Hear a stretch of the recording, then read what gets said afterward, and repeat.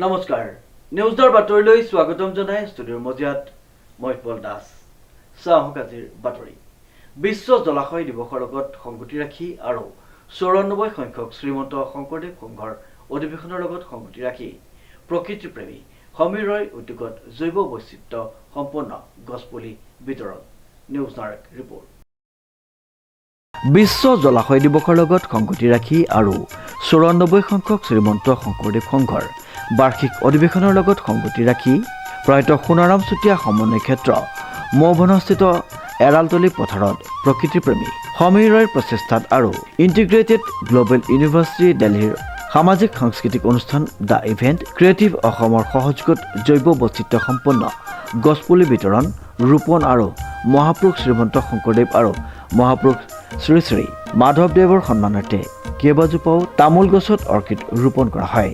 অসমৰ বিভিন্ন ঠাইৰ ভক্তগণ উপস্থিত থকা উক্ত অনুষ্ঠানত 94 সংখ্যক শ্ৰীমন্ত শংকৰদেৱ সংঘৰ নামঘৰ সমিতিৰ উপসভাপতি নগেন দত্ত আৰু যোগাযোগ আৰু অনুসন্ধানৰ দায়িত্বত থকা ৰঞ্জিত দত্তই সকলোকে ধন্যবাদ জ্ঞাপন কৰি অহা 6, 7, 8 আৰু 9 তাৰিখে অনুষ্ঠিত হ'বলগীয়া অধিৱেশনৰ সাফল্যময় কৰি তুলিবলৈ আহ্বান জনায়।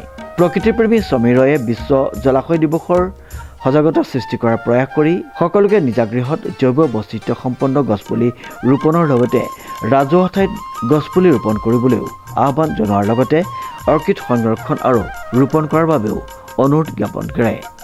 আমি নিজা প্ৰচেষ্টা আৰু এক সজাগতা সৃষ্টিৰ জৰিয়তে জল প্ৰদূষণ বায়ু প্ৰদূষণ শব্দ প্ৰদূষণ বহুগুণে হ্ৰাস কৰি গ্ল'বেল ৱাৰ্মিঙৰ পৰা কিছু পৰিমাণে হ'লেও সকাহ পাব পাৰি। শেষত সমীৰ ৰয়ৰ সৈতে একেলগে সকলোৱে গছপুলি ৰোপণ কৰোৱা হওক অৰ্কিড সংৰক্ষণ আৰু ৰোপণ কৰোৱা হওক শ্লোগান দিয়ে। সাংস্কৃতিক অনুৰাগী ৰূপম শৰ্মাই সকলোকে গছপুলি বিতৰণ কৰে। আমাৰ 94 সংখ্যক শ্ৰীমন্ত শংকৰদেৱ সংঘৰ যি এক সুন্দৰ প্ৰচেষ্টা তেওঁলোকৰ এক যি বাৰ্ষিক অধিৱেশনে আৰম্ভ হৈছে তাৰ লগত সংগতি ৰাখি আমি আজি বিশ্ব জলাশয় দিৱসৰ এই শুভখনত আমি সকলো ভক্তগণৰ বাবে গছপুলি বিতৰণৰ লগতে তেখেতসকলে আমাৰ লগত গছপুলি ৰোপণো কৰিছে আৰু ইয়াৰ লগতে আমি অৰ্কিড আৰু যদি আপুনি ক'ব পাৰে যে আমি যদি কওঁ কপৌ ফুল আমাৰ জাতীয় ফুল আমি ইয়াত ৰোপণ কৰিম আমাৰ মহাপুৰুষ দুজনৰ সন্মানাৰ্থে। ইতিমধ্যে আমি মহাপুৰুষ দুজনৰ সন্মানাৰ্থে অসমৰ বিভিন্ন ঠাইত অৰ্কিড ৰোপণ কৰিছোঁ। আজিও আমি শ্ৰীমন্ত শংকৰদেৱ আৰু মহাপুৰুষ শ্ৰী শ্ৰী মাধৱদেৱৰ সন্মানাৰ্থে আমি অৰ্কিড ৰোপণ কৰিম।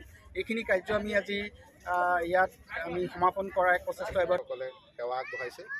তেখেতসকলৰ এই পবিত্ৰ কৰ্ম আমি শ্ৰীমন্ত শংকৰদেৱ সংঘই এটা শলাগৰ শৰাই আমি আগবঢ়াইছোঁ তেখেতসকলৰ অনাগত সময়ত আমি সুস্বাস্থ্য গুৰুজনাৰ চৰণত কামনা কৰিছোঁ যাতে সুস্বাস্থ্যগৰাকী হৈ এনেধৰণে প্ৰকৃতি সুৰক্ষাৰ বাবে যি পদক্ষেপ তেখেতসকলে লৈছে এই পদক্ষেপ যাতে গোটেই দেশে বিদেশে বিয়পাব পাৰে তাৰ কাৰণে প্ৰভু ভগৱন্তই তেখেতসকলক আশীষ প্ৰদান কৰক।